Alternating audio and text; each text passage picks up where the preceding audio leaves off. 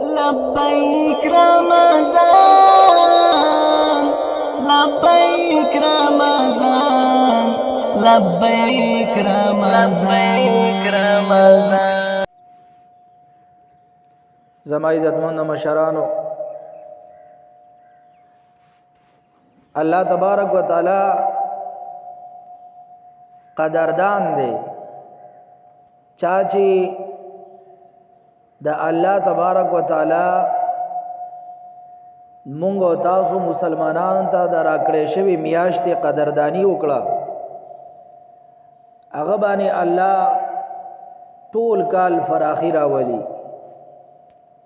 دا د اولیاء الله تجربه او مشاهده ده چې کوم انسان په رمضان مبارک کې د تقوا والا زندگی اختیاري، د عبادت او اهتمام پکې کوي،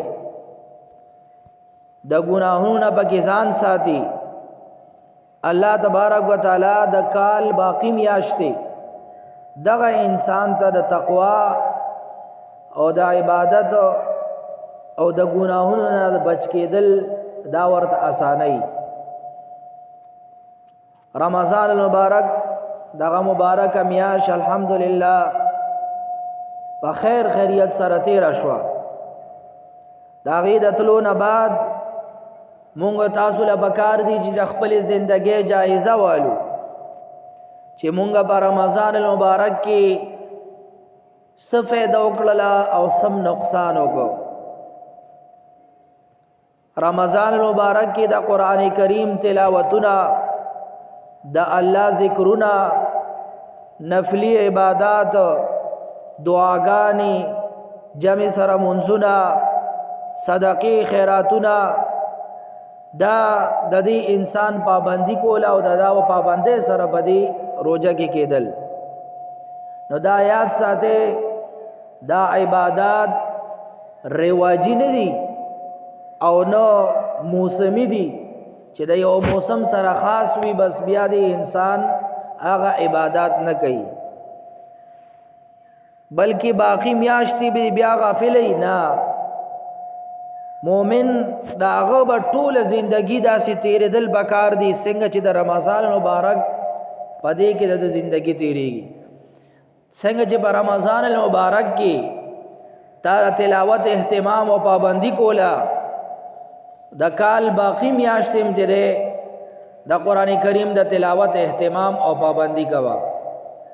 څنګه چې رمضان المبارک کې تا د جمع سره د 15 وخت منځونو پابندی کولا، دغه شان د کال باقی میاشتې د جمع سره 15 وخت منځ کولو اهتمام او پابندی کوا. څنګه چې د ذکر والا زندگی اختیار کړي وا، د نوافلو دی بګي خیال کو، دغه عبادت او دغه ذکرونه، دغه نوافل او نفلی عبادت، نفل منځونه، هغه د کال باقی میاشتې مجره اختیار وا. الله تبارک وتعالى قدردان ذات ته ټول کال بتا باندې فراخي راولي. د روزي یو مقصد دی او هغه مقصد د دې اصل کې روح دی. لکه ما تاسو ته آیات تلاوت کو، یا ایها الذین آمنوا کتب علیکم الصیام کما کتب علی الذین من قبلکم لعلکم تتقون. اے د ایمان والو پتا سو باندې روزه فرض کړی شوی دا. نو دې آیات په اخره کې الله فرمای لعلکم تتقون، دې لپاره چې تاسو کې تقوا رش، پرهیزګاری رش. دا د روزي مقصد حقیقی دی، دا د روزي اصل روح دی. کم انسان کې چې د روزي میاش تیرېدو نه بعدم تقوا او پرهیزګاری رانی شي، د دنه د رمضان مبارک دغه میاشتې حقیقی مقصد خراب شوی دی. د رمضان مبارک د روزو حقیقی مقصد هم دغه دی چې پرهیزګاری اختیار کړي شي، د شیطان او د نفس خواهشاتو پسې مزه، د الله او د الله د رسول اطاعت او تابعداري اختیار کا.